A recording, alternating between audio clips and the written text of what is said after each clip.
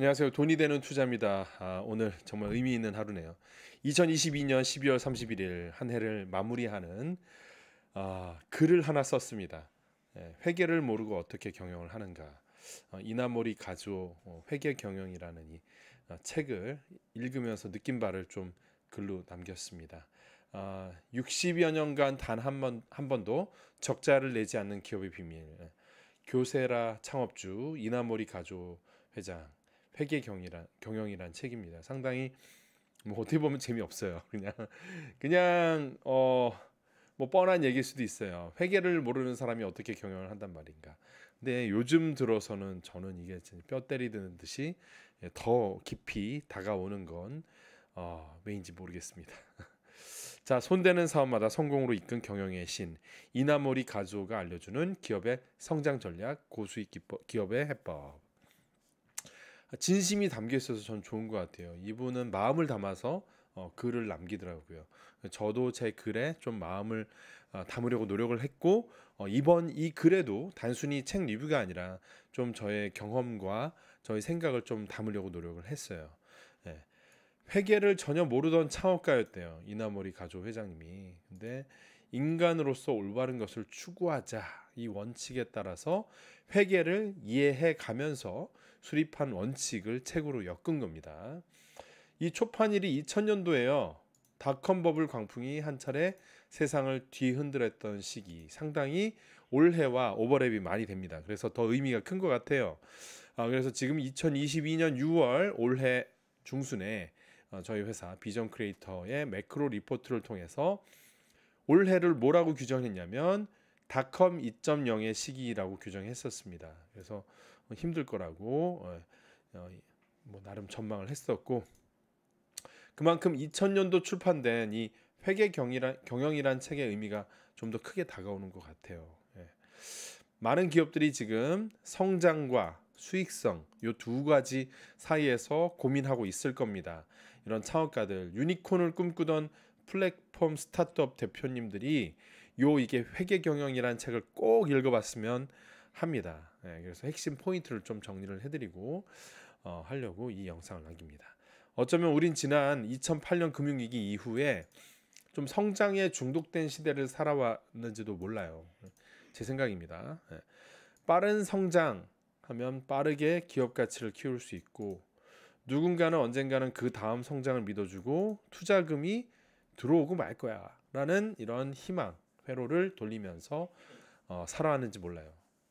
그런 와중에 기업의 순이익은 언젠가 나중으로 밀어놔도 괜찮을 거야. 이런 생각들이 팽배해지다 보니 기업들이 순이익을 안 내도 되는 걸로 착각을 하는 경우가 많아요. 그래서 비전 크리에이터 저희 회사는 2019년도부터도 유니콘 기업의 성장 좋습니다. 성장 좋아요. 근데 그 성장을 위한 효율적인 자본 사용을 수치적으로 검증하는 Fuel for Growth, 성장을 위한 연료 연비라는 지표를 통해서 고속 성장을 위한 자본 지출을 어떤 기업이 좀 더 효율적으로 하느냐 이걸 추적해 왔습니다. 근데 그때 당시에도 사실 쿠팡은 좀 이 성장을 위한 연비가 매우 개선이 되는 상황이었고 마켓컬리는 그렇지 좀 못한 상황이었습니다. 저희 슬라이드 장표 속에 3년 전 그런 거에 있습니다. 자, 빠른 성장을 한다고 해서 영원히 수익성을 이연시킬 수 없는 법입니다. 수익성을 완전히 포기한다면 그 기업의 사회적 존재는 무엇입니까? 좋은 사람, 인격도 좋고 뭐 모두 좋고 이런 사람들, 좋은 사람은 좋은 사람 1000년 전이나 2000년 전이나 참 훌륭하고 좋은 사람은 정해져 있죠. 기업도 마찬가지예요. 100년 전이나 200년 전이나 좋은 기업은 성장하면서 수익을 내는 회사예요. 그렇죠? 그리고 의미 있는 사업을 또 하는 거죠. 이나모리 가조 회장의 말을 좀 들어볼게요. 모든 경영자는 이익을 추구하지만 대부분은 매출을 증가시키려면 당연히 경비도 증가해야 한다고 생각한다. 이것이 이른바 경영의 상식이다. 근데 상식대로만 하면 안 된다 이거예요. 한번 상식을 깨보자는 거죠. 매출은 최대로, 비용, 경비는 최소로. 이걸 경영의 원점으로 한번 삼아보자. 그러면 상식이 달라지는 겁니다. 매출을 늘려가면서도 경비도 늘리는 게 아니라 매출을 늘려가면서 반대로 경비를 줄이거나 혹은 그대로 유지하는 방법을 생각해야 된다. 이거는 답을 어디서 찾아야겠습니까? 기본 프레임에선 안 나오는 거예요. 이런 답은. 그러면 결국 비즈니스 현장으로 갈 수밖에 없는 거죠. 네. 매출을 늘리면서 경비를 줄이는 건 절대 간단하게 이룰 수 있는 일이 아니다. 지혜와 창의 그리고 노력이 필요하다. 그 결과 이익이라는 것은 그 결과물로 발생하기 때문이다. 네. 그래요. 이게 불가능한 게 아니에요. 특출난 창업가가 되려면 이 난제를 풀어야 되는 거예요. 불가능을 가능케 하는 방법을 경영 현장에서 창조적으로 찾아내는 것이 바로 무수히 많은 평범한 창업가들 중에서 당신이 돋보이고 특별하게 만들어주는 그 차이, make a difference, 차이를 만들어내는 방법인 것입니다. 예. 그래서 수조 원의 적자를 감수하면서도 빠른 성장을 추구해왔던 그야말로 성장의 전형적인 사례, 블리츠 스케일링의 사례였던 쿠팡마저도 올해 회사 창사 최초로 분기순이익을 달성했어요. 예. 마치 아마존의 2003년도를 보는 것 같습니다. 2000년도 닷컴 버블 이후에 2003년도에 아마존이 순이익을 달성했어요. 자, 시대의 변화에 빠르게 적응하는 모습, 이 모습 태도 중요합니다. 이 재무회계 수치를 통해서 주주들에게 과시한 것 같다 이런 평가를 제가 한 달 전쯤 했었죠. 우린 노력하면 순이익을 언제든 낼 수 있는 기업이야. 이렇게 뽐내는 것처럼 말이죠. 이게 시대의 변화를 아주 민감하게 읽고 있는 경영진의 모습을 보여줍니다. 훌륭한 겁니다. 많은 기업들이 새로운 시대의 새로운 영역에 쿠팡이 되려는 꿈을 갖고 지금 한국 플랫폼 기업들이 성장하고 있어요. 하지만 이런 좋은 사람의 본질은 수천 년 전이나 지금이나 변함없는 것처럼 좋은 기업의 본질 또한 10년 전, 100년 전, 지금이나 매한 가지라고 생각하고요. 성장하면서 수익을 내며 세상에 이로움을 남기는 기업. 이런 게 좋은 기업이죠. 이건 언제나 애니타임 똑같이 좋은 거죠. 성장하니까 수익성 묻지 마. 이렇게 이야기하는 기업은 이제 시대착오적인 사고방식을 지닌 것에 불과합니다. 결국은 생존하지 못해요. 사라질 운명인 겁니다. 성장하면서도 수익성을 동시에 추구해야만 좋은 기업이 될 자격이 있는 거예요. 이나머리 가주 회장의 이야기를 또 들어볼게요. 기업이 건전하게 성장해 나가기 위해서는 경영 상태를 일목요연하게 나타내는 회계 시스템이 있어야 합니다. 특히 회계 시스템에는 경영자의 의지가 철저히 담겨야 합니다. 이게 숫자가 그냥 숫자가 아니에요. 의지가 담기는 겁니다. 비용을 어떻게 인식할까? 의지가 담기는 거예요. 먼저 경영자 자신이 회계라는 것을 잘 이해해야 합니다. 계기판에 표지된 숫자가 무엇을 의미하는지 손바닥 들여보듯 이해하지 못한다면 진정한 경영자라고 말할 수 없는 거죠. 교세라는 회사 규모가 작았을 때부터 월차 결산 자료, 월별로 부문별로 되게 상세한 수치. 이거 사실 감사 보고서 발급하는데 이만큼 필요 없어요. 근데 이거는 필요 이상으로 하는 이유는 뭐겠습니까? 숫자로 경영하겠다는 의지를 담고 있는 거죠. 회사에 있을 때는 물론 출장으로 회사를 비울 때도 부문별로 자세히 기록되어 있는 자료를 항상 볼 수 있도록 곁에 두었다. 암기하고 있었던 거죠.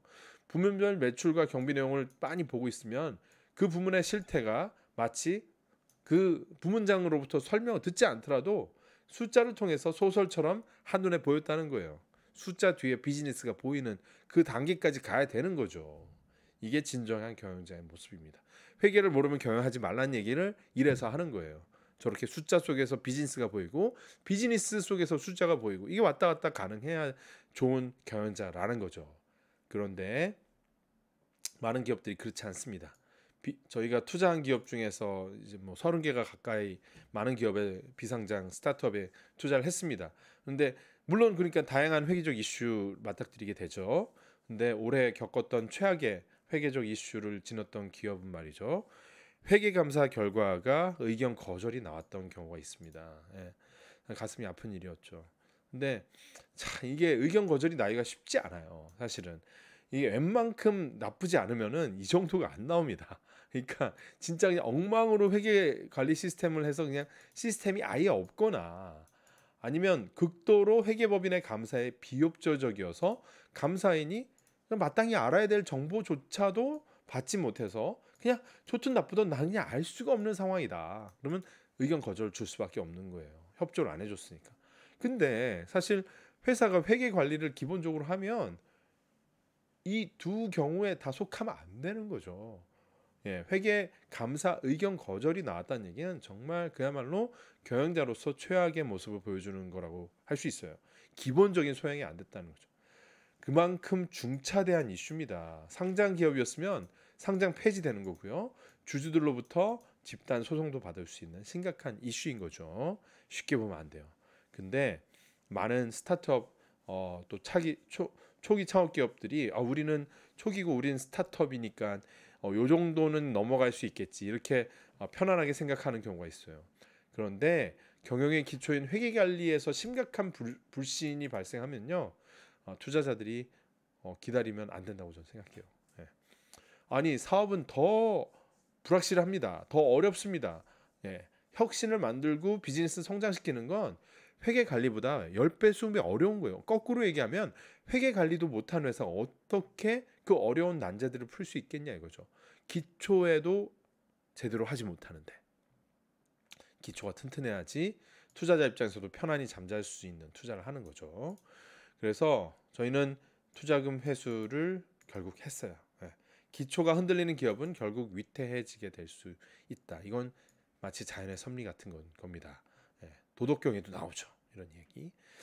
자, 많은 스타트업 기업들은 회계 관리를 마치 경영 본질과는 거리가 먼 귀찮은 그냥 잡일 정도로 생각하는 경우가 있습니다.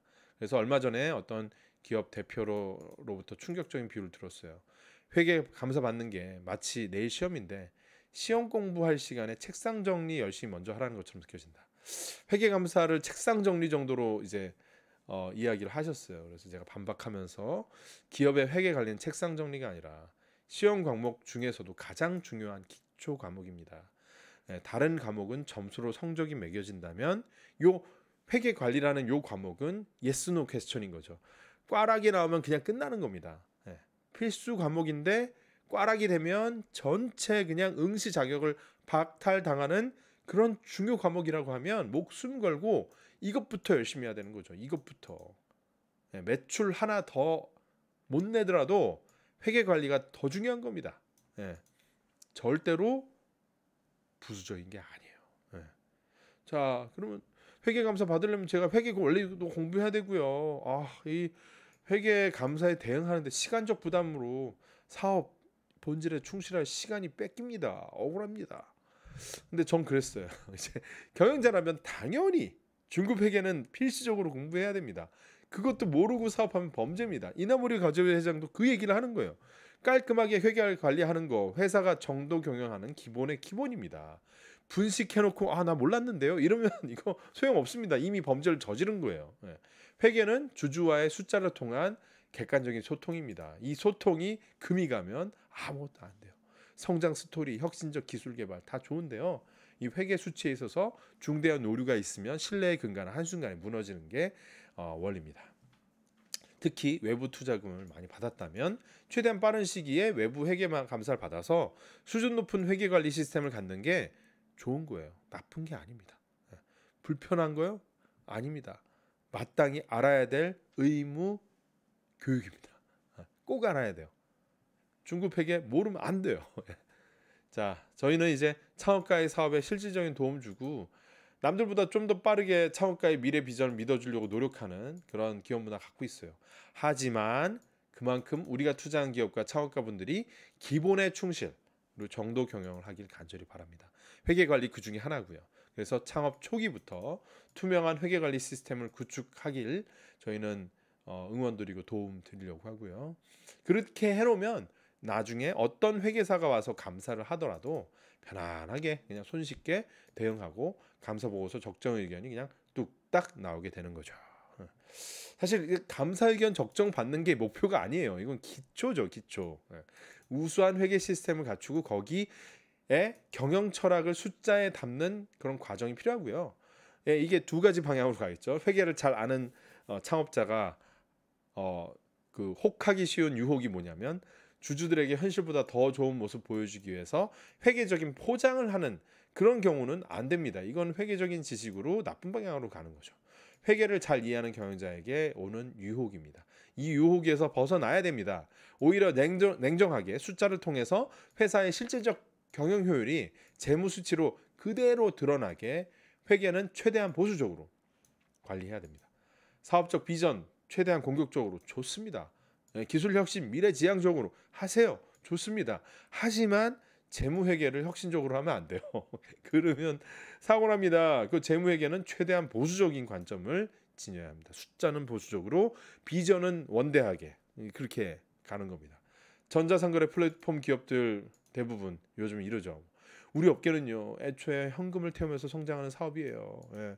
어쩔 수 없어요. 손실 날 수밖에 없는데 어떡해요. 이런 얘기를 해요. 이건 회계 관리 입장에서는 아주 패배주의적인 사고방식입니다. 거의 우울증이에요. 병입니다. 이 병에서 벗어나야 돼요. 이런 손실을 당당히 내면서 성장해온 대표적인 기업 중에 하나가 쿠팡인데 올해 분기 순이익 달성했죠. 예. 선긋기를 하는 겁니다. 너네들하고 난 달라. 예. 주주들에게도 커다란 신호죠. 긍정 신호. 시대를 아는 경영진. 이 노력하면 순이익을 낼 수 있는 정상적인 기업이구나. 이렇게 믿음이 생기게 되는 겁니다. 사실 가시적인 미래에 순이익 달성할 가능성이 없는 기업은 정상 기업이 아니죠. 어떤 산업 분모를 하고 이 사회에 플러스 가치를 가져옵니까? 그게 멀쩡한 게 아닙니다. 애초에 존재할 가치가 없는 유령과도 같은 존재일 수 있어요. 좀 심하게 얘기하면. 그래서 그랬던 경험이 있죠. 무더기로 역사의 흔적도 없이 사라졌던 게 바로 2000년도 닷컴 시절에 그랬습니다. 지금 2023년도 맞이하는 시점 역시나 똑같은 상황이에요. 온라인 혁신의 성장에 도취돼서 느슨한 경영 관리를 당연시 여기던 무수히 많은 대다수의 온라인 기업, 닷컴 기업들이 2000년도, 2001년, 2002년 사이에 흔적도 없이 사라졌습니다.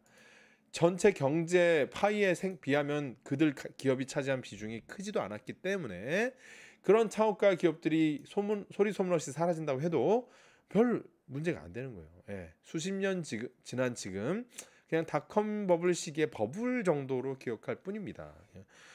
이거 관리 안 하면, 정신 안 차리면 그냥 여러분들은 버블의 거품 중에 하나였던 거예요. 사라지는 거예요. 기억되고 싶으면 어떻게 해야 돼요? 아마존처럼 가야 돼요. 아마존도 당시에 엄청난 순손실 기록하면서 버티고 있었지만 닷컴 버블 터지고 3년 만에 순이익을 달성하면서 시대의 요구에 답합니다. 제프 베이조스가 얘기한 거예요. 우리도 노력하면 순이익 낼 수 있는 기업이야. 쿠팡하고 똑같이 이렇게 말이죠. 그래서 요 링크 그대로 걸어놨습니다. 2004년 1월 28일이니까 2003년도 풀 이어에 대한 재무제표를 보여준 거예요. 그러면 2003년 1분기, 2분기, 3분기, 4분기 계속 이익이 개선되는 모습을 보여줬다는 거고 보여주기 위해서 2002년도에 계획을 했을 거고요. 2001년도부터 절치부심한 거예요. 닷컴 버블 터지고 나서부터 그래? 보여줄게. 그럼 나는 이익을 내고 말 거야. 하고 나서 이익을 보여주는 거죠. 보여주고 나중에 다시 또 이익을 안 내죠. 그건 또 이제 스토리가 먹히니까. 그러니까 시대의 흐름에 따라서 완급 조절을 할 수 있는 능력이 필요한 겁니다. 앞으로 최소 2년, 3년은 경영자들이 이 아마존 2001년, 2년, 3년도의 아마존을 따라가야 합니다. 당시에 CFO의 주장은 참으로 흥미로웠어요. 순이익을 딱 내놓고 말이죠. 뭐라고 하냐면 판매 가격을 낮추는 것이 결국 더 높은 수익을 위한 방법입니다. 뭔가 세뇌를 시키는 거예요. 주주들한테. 우리가 이번에 순이익을 냈는데 말이죠. 앞으로 우리는 마진이 줄어들 거예요. 이거 무슨 뚱딴지 같은 소리야 이렇게 생각할 수 있죠. 마진이 줄어드는데 이익이 났는데 뭐 어쩌라고. 그러면 앞으로 그러면 이익이 안 나니? 뭐 이런 얘기를 할 수 있죠. 근데 설명 한번 들어봅시다. 아마존의 마진율은 지속 하락 압력에 처할 겁니다. 그건 의도된 거예요. 왜? 소비자들을 위한 거죠. 마진이 높으면 소비자 안 좋을 거 아니에요. 소비자 퍼스트니까 소비자 만족도에 집착하고 있기 때문에 아마존의 마진율은 지속 하락할 겁니다. 어쩔 수 없습니다. CFO가 대놓고 마진율 낮아진다는 얘기를 대놓고 해요. 이걸 뭐라고 하냐면 우리는 마진이 낮아진 추세를 우리 사업을 위한 위대한 투자라고 여깁니다. 이 이야기를 순이익을 내놓고 얘기하는 거예요. 순이익을 내놓고. 마진이 지속 하락하면 소비자가 아마존에 중독돼서 더 자주 방문할 거고, 더 자주 방문하면 매출이 늘어나고, 결국은 그 뒤따라서 순이익이 늘어나는 그런 선순환 구조 말이죠. 합리적으로 설명을 하는 겁니다. 다 듣고 나면 충분히 설득력이 있죠. 아마존의 소비자라면 더 이게 설득이 될 겁니다. 아, 그렇지. 한 10번, 20번 사다 보면 그래, 여기가 최저가고 여기가 온라인으로 배송도 잘해주니까 여기를 벗어날 수 없어. 그래, 여기서 그냥 계속 사자 하다 보면 작은 순이익이 모여가지고 결국은 마진은 줄어들지만 전체 이 밸류는 커진다는 거죠. 예. 업의 본질을 꿰뚫고 있는 경영자만이 할 수 있는 주장이라는 거죠. 예. 성장과 순이익을 동시에 추구를 하는데 사실은 이익률은 줄어들더라도 이익의 전체 크기는 키우겠다. 그런데 일시적으로 마진이 낮아지는 건 어쩔 수 없으니까 그 와중에 나중에 뭐라고 하지 마라. 이런 식으로 디테일한 회계적인 커뮤니케이션을 하고 있는 거예요. 언제부터? 2003년도부터. 닷컴 버블 지나가고 여전히 닷컴 버블에 대한 공포가 기억되고 있는데도 이런 얘기를 하는 거죠. 하지만 일단은 시대의 부름에 맞게 순이익은 난 노력하면 난 순이익 낼 수 있어 보여주고 자기의 주장을 얘기하는 거죠. 자, 소비자의 행동 패턴을 베조스는 알고 있기에 재무 회계적인 방향성을 주주에게 공개적으로 주장할 수 있었던 것이고, 동시에 순이익을 냈었기 때문에 이 주장이 주주들에게 들릴 수 있었던 거죠. 아니었으면 그냥 사기꾼이라고 뭐라고 했겠죠. 자, 요즘 위기에 놓인 플랫폼 기업들의 창업가들도 이러한 미래의 제프 베조스가 되고 싶다면 닷컴 버블 시기 직후에 베조스가 고민했던 깊이로 회계에 대해서 고민해야 됩니다. 고민해야 돼요. 답을 찾아야 돼요. 옆집 다른 플랫폼 회사, 다른 이커머스 회사 저기도 안 되고 하는데 나만 이익을 어떻게 냅니까? 아니, 당신만 내봐요. 이게 답입니다. 이익이 안 나오는 이유는 무엇일까? 결국은 2년 안에 이익이 날 수밖에 없는 그런 시스템을 찾아내야만 해요. 그래야 희망의 빛이 비춰올 수 있습니다. 그래야만 이 시대에 아마존이라고 주장할 수 있는 근거가 생기는 겁니다. 아마존도 그랬기 때문에. 예. 우리 업계는 원래 돈 태워서 성장하던 산업이에요. 이익을 어떻게 됩니까? 이런 헛소리예요. 예. 애초에도 잘못된 주장이에요. 그런데 금리 인상 시기에 상장된 대형 성장주 기업들의 주장도 안 믿어주는 이런 시기에 비상장 스타트업 기업들의 그러한 주장은 더더욱 시대착오적이고 투자자들의 공감 제로죠. 받을 수 없는 주장이 되는 겁니다. 2003년 딱 지금으로부터 20년 전입니다. 제프 베조스는 당시 수많은 온라인 기업들 속에서 돋보이는 무언가를 찾아내서 세계 최고의 기업 중 하나로 우뚝 서 있어요. 그 중에 하나의 또 성공 방정식 중에 하나는 그 시대에 맞는 순이익을 2003년도에 냈다는 거예요. 2022년 12월 31일 23년을 맞이하는 오늘 22년의 마지막 날, 이나모리 가즈오 회장과 제프 베조스를 통해서 얻게 되는 경영의 지혜는 기업의 본질을 수익을 내는 일이라는 것입니다. 성장과 수익 두 마리 토끼를 어떻게 잡을까? 이걸 못한다고 생각하면 결국 이루지 못하는 거고요. 포기하게 되는 겁니다. 두 목표를 동시에 달성하는 답을 현장에서 소비자로부터 찾으면 당신도 당신의 영역에서 수년 후에 제프 베조스와 같은 무언가를 의미 있게 이룩하는 사람이 될 거라는 게 저희 오늘의 메시지입니다. 기업의 본질, 좋은 사람의 본질 언제나 변함없이 같았다. 변화하지 않았다. 기술은 변화했지만 사람의 본질은 수천 년이나 지금이나 같다는 겁니다. 예. 자, 이상 마치도록 하겠습니다. 오늘 제가 전달하는 메시지의 사실 메인 타겟 시청자는 스타트업 창업가 분들입니다. 예, 회계를 모르고 경영하면 안 된다는 것이고, 이 시대에 맞는 경영을 재무회계 숫자를 통해서 하시라. 그러면 이 시대에 진짜 어려움을 겪고 일어서는 그 자신의 영역에서의 제프 베조스가 될 수 있다. 그렇게 전달드리면서 마치도록 하겠습니다. 감사합니다.